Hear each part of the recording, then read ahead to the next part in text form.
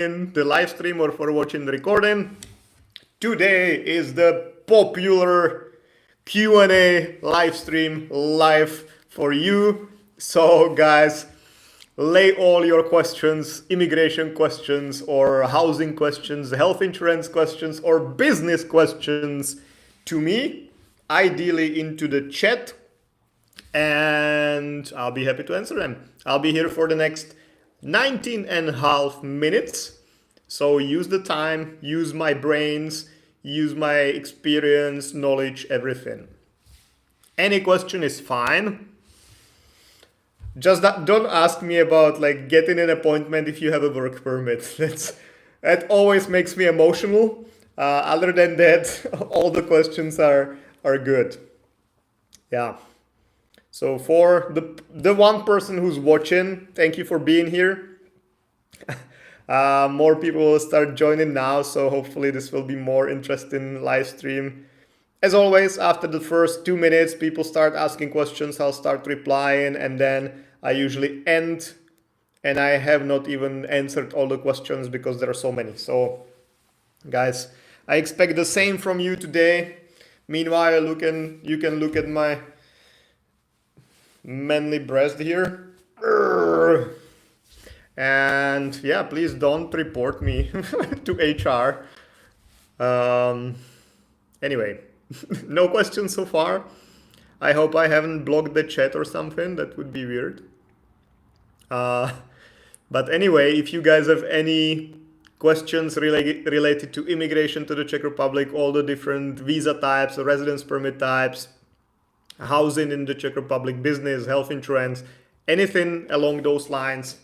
Of course, you can have personal questions as well, but those are boring. My personal details are boring, so better use me for the immigration agenda. CJ, hey Jan, dobrý večer. I'm new on this channel. Is the process of changing to blue card to employee card, is it possible? So, first of all, from which to which? From employee card to blue card or from blue card to an employee card? But technically it's possible. I don't really see a reason for you to go from a blue card to an employee card. So let's assume you want to do it the other way around, which is actually something that people ask us a lot about.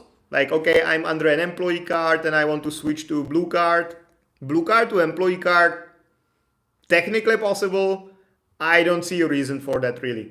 Unless you're willing to like find a lower paying job and that's something you want to do, which you cannot really do under the blue card because that there is the limit set.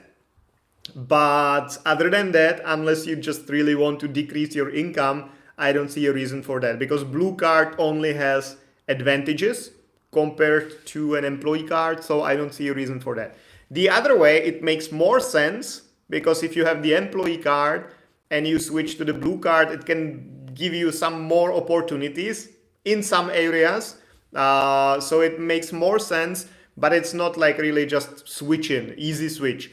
You need to go basically through the complete process from the beginning. So your employer needs to advertise the position to the labor office. You need to get the vacancy number.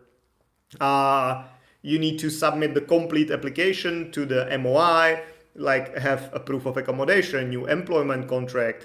So even if you're staying at the same position, you must have like a new vacancy number. You must have kind of new employment contract.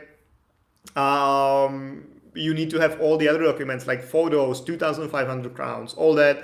So it kind of, usually when people ask us about that, usually that never happens. Even if we explain everything and the employer is like, they don't care or something, usually that doesn't happen because it's basically a completely new process, which you need to know exactly why you're doing it to get the blue card. Like, I mean, you need to be transferred to Germany, so the blue card is the better way to do that. So in that case, makes sense. But other than that, I don't really see a point.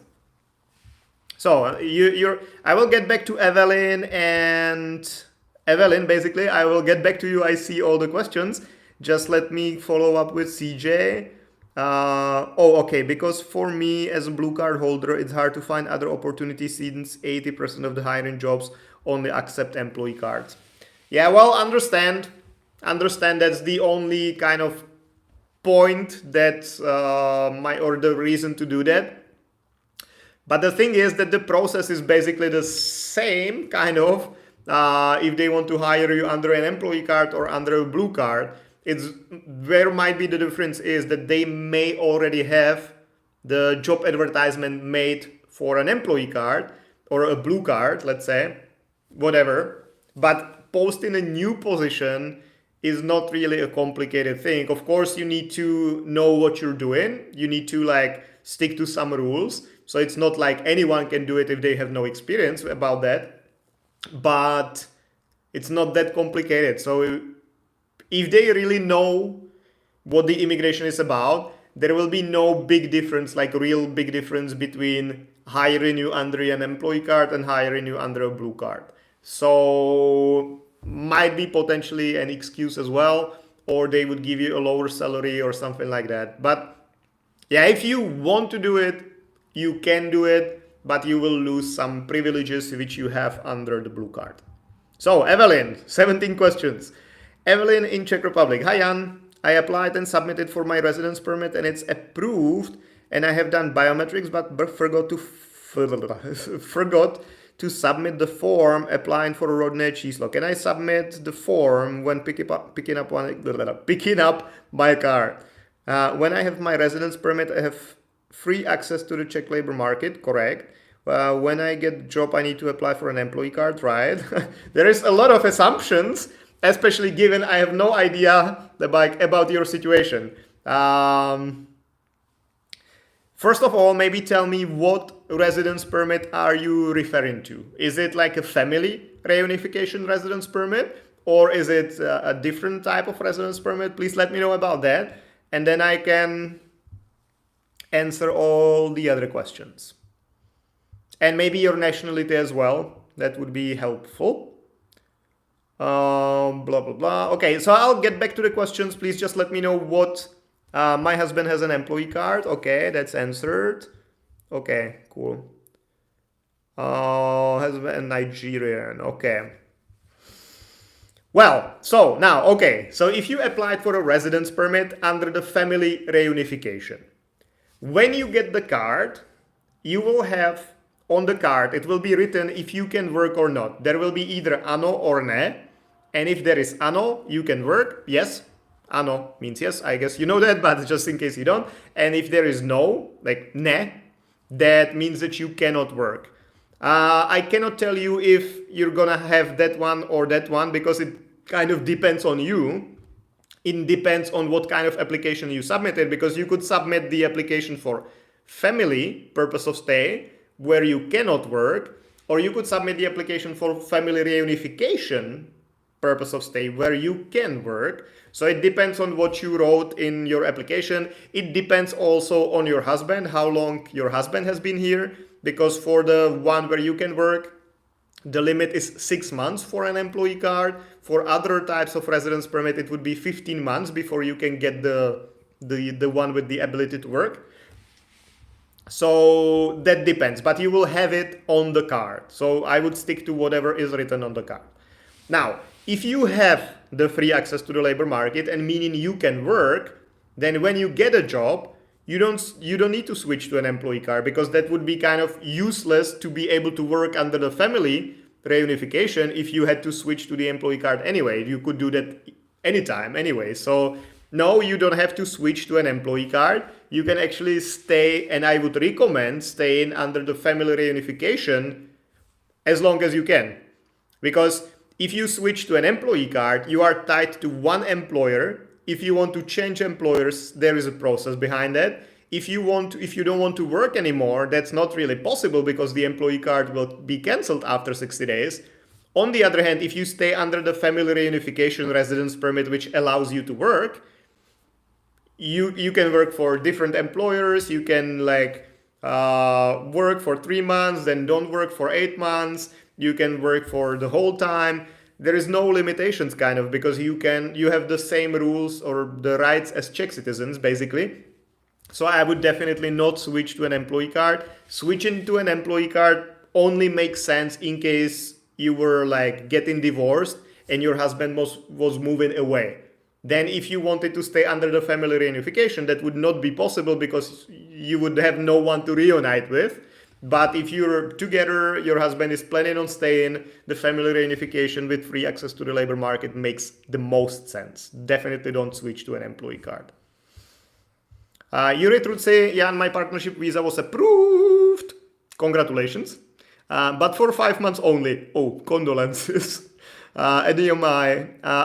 It was told to me that I could provide more healthcare to extend the visa before doing the biometric. Is it normal? Yes. The maximum validity of the partnership visa is 3 years, but it can be and it will be used against you. No, it will be shortened based on your health insurance. So you probably only submitted health insurance which is valid for 5 more months, and that's why you're getting the residence card only for 5 more months. Now you basically have 2 options if you want to stay here longer than the 5 months. You can get the card which you have now and kind of immediately apply for extension, which means submitting completely new set of documents, all new photos, new proof of accommodation, all that. Or you can potentially submit the extended insurance now before you do the biometrics, and potentially they could reapprove it for the full 3 months or for 3 years or for however long you submit the insurance. The problem with that is that now your application has been approved. Now you will be getting the card, you will be good. If you submit the new proof of insurance now, then they will basically, the application will go back to the in process state, and they can deny it, for example. It's not very likely because you will be basically submitting just the new proof of proof of insurance, but they reopen the case. So let's say, for example, the proof of accommodation is expiring in 3 months, then they will most likely request something fresher. Or maybe your partner has changed the address meanwhile, so they will question that. They will completely reopen the case, and then it depends on the person who's dealing with you if they will just reapprove it for a longer period of time, or if they will dig deeper into the application and they will request some additional documents and they will make it complicated. So it's kind of up to you and how much risk you are willing to take. Getting it approved, getting the card has no risks, basically. On the other hand, you will need to go through the same process soon. Again, within the 5 months. The other way, submitting the new insurance is a bit riskier. I would say you still have 95% of getting it reapproved for a longer period of time, but there is that 5% risk that they will reopen the case completely. There might be some complications. So make your decision. Exabios. Good evening. I have permanent residence in Czech Republic. I'm deciding to live and work in Norway. Will my permanent residency still be valid?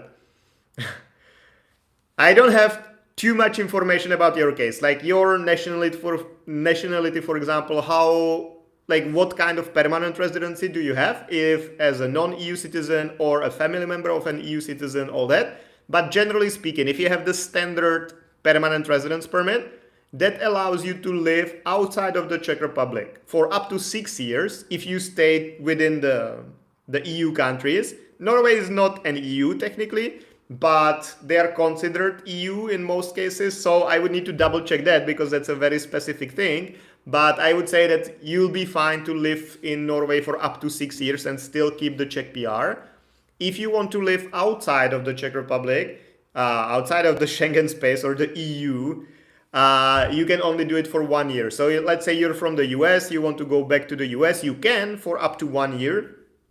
You can go to Norway for up to 6 years, if the same rules apply to Norway as to an EU country.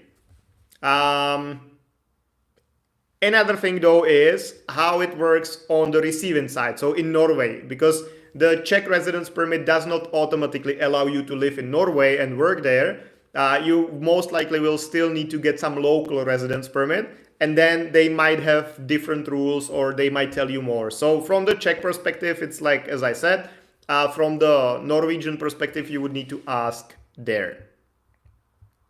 Mohammed Said, my family reunification application already submitted in New Delhi on 4th November 2024. I received email for another interview in New Delhi for March 12th. Currently, I'm in Prague. My case is handled by Petra Studnická. Can I appear in ministry in Prague instead of New Delhi? Mohammed. As you know, Bangladeshi currently have an issue to obtain Indian visa due to diplomatic problem. No. Generally, you cannot do the interview in the Czech Republic if the embassy told you to come to the embassy.